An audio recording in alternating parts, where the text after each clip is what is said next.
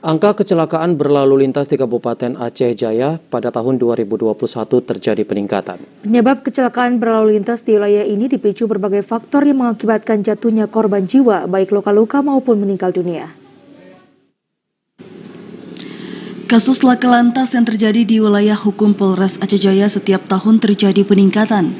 Bahkan sejak Januari sampai Oktober 2021, pihak Satuan Lalu Lintas Polres setempat sudah menangani 62 kasus. Dan ini menunjukkan angka laka lantas di Aceh Jaya terjadi peningkatan dibanding tahun 2020 yang lalu. Laka lantas yang sudah ditangani pihak Satlantas Polres Aceh Jaya bukan hanya kendaraan roda 2, namun juga kendaraan roda 4 atau lebih. Ada beberapa kecelakaan lalu lintas yang terjadi di wilayah ini, yaitu laka lantas tunggal, tabrakan maupun akibat ternak yang berkeliaran di jalanan.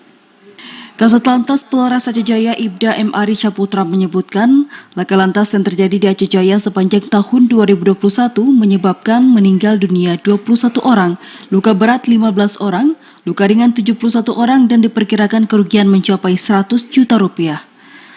Menurutnya yang paling rawan terjadi laka lantas pada malam hari, disebabkan kelalaian maupun karena disebabkan oleh kawanan ternak yang dilepas liarkan oleh para peternak di jalan raya. Jumlah kasus yang kita tangani sebanyak 62 kasus, di mana yang meninggal dunia 21 orang, luka berat 15 orang, luka ringan 73 orang, dan kerugian material lebih kurang 120 juta. Dan untuk meminimalisir jumlah angka laka lantas di Aceh Jaya, Satlantas Polres setempat terus melakukan patroli, baik dilakukan pada siang hari maupun di malam hari. Dan kepada pengendara juga diingatkan agar berhati-hati saat berkendara, apalagi di malam hari untuk menghindari terjadinya kecelakaan. Dari Aceh Jaya, Musliadi, TVRI melaporkan.